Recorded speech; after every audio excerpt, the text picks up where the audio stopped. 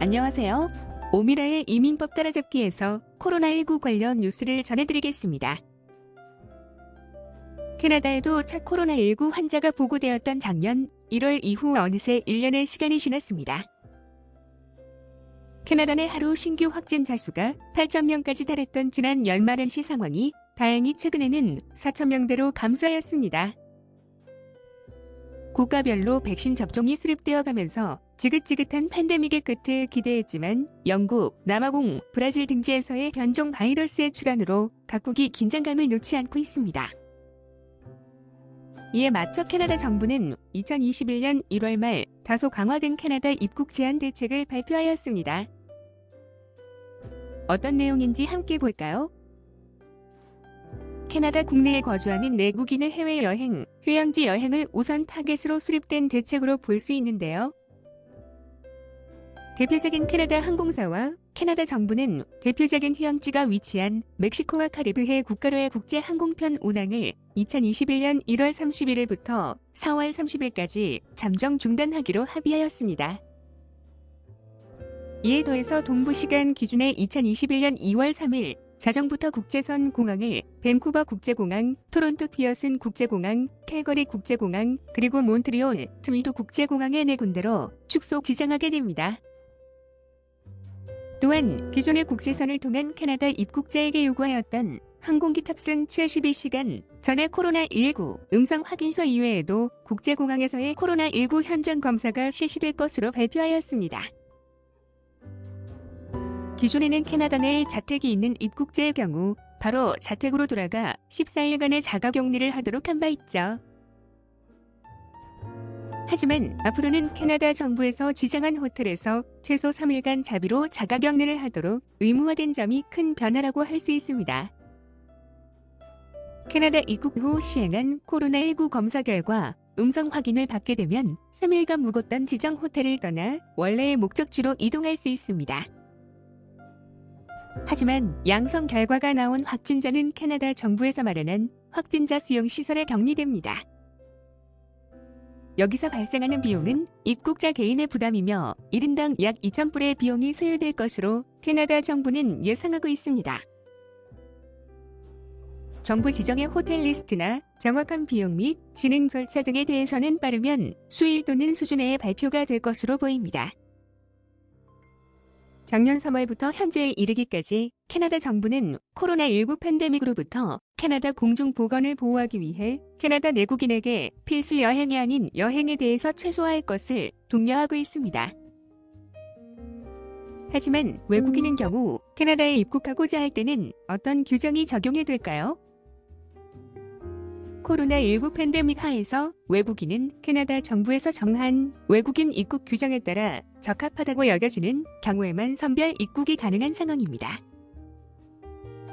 현재 외국인 근로자로서 캐나다에 입국하려면 유효한 워크퍼밋을 소지하였거나 이민국에서 받은 승인 레터를 미리 받아야 합니다. 캐나다 직장에서 해고당한 경우일지라도 유효한 워크퍼밋이 있고 일반 거주지가 캐나다임을 증빙하면 캐나다로의 재입국이 가능합니다. 캐나다로 새롭게 입국하는 외국인 근로자라면 이민국에서 받은 워크퍼밋 승인 레터와 14일간의 자가격리 이후에 근무할 수 있는 유효한 고용 제안서가 필요합니다. 만약 입국 당시에 캐나다 고용주 사업장이 팬데믹으로 폐업을 한 경우라면 캐나다로의 신규 입국이 불가합니다.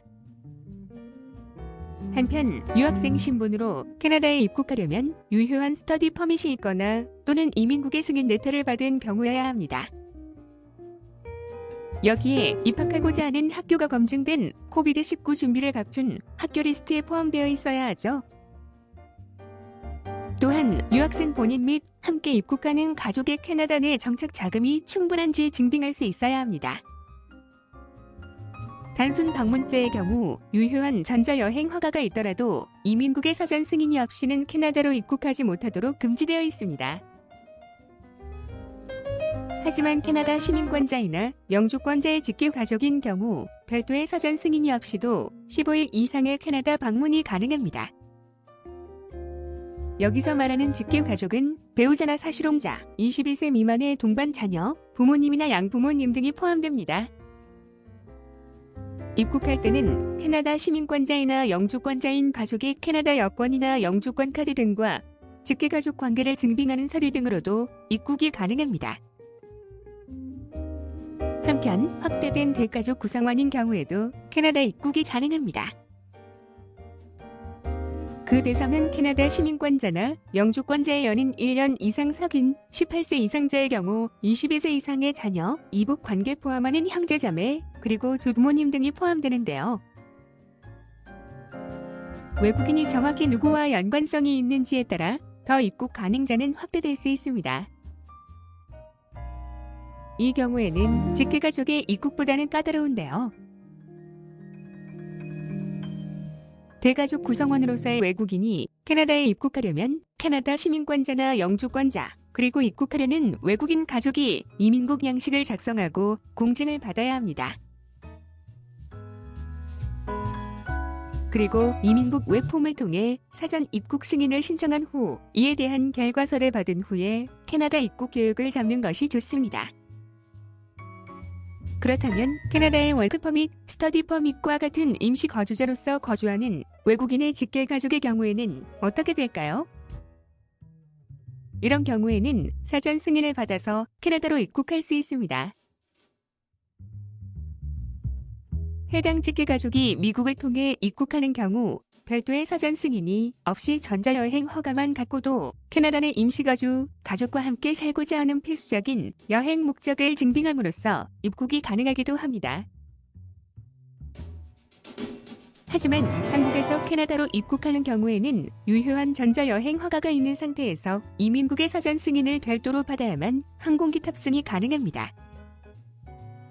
유학생의 직계 가족인 경우 한 명에 한해서 사전 승인 없이 동반 입국이 가능하도록 되어 있습니다.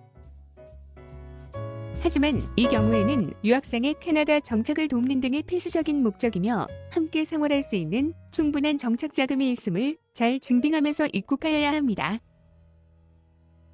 캐나다로의 입국을 앞두었거나 계획을 하는 분들은 코로나19 팬데믹 상황에 따라 지속적으로 업데이트되는 캐나다 이민국의 입국 제한 및 세부 절차에 대한 최신 정보를 잘 확인하여야 합니다. 본인의 입국 계획을 캐나다 정부의 규정에 잘 맞도록 준비한 후 항공권을 구매하고 입국 계획을 세우시는 것이 좋겠습니다. 이상 오미라이민 컨설턴트가 전해드렸습니다. 감사합니다. 밴쿠버 한인 커뮤니티 k밴쿠버.com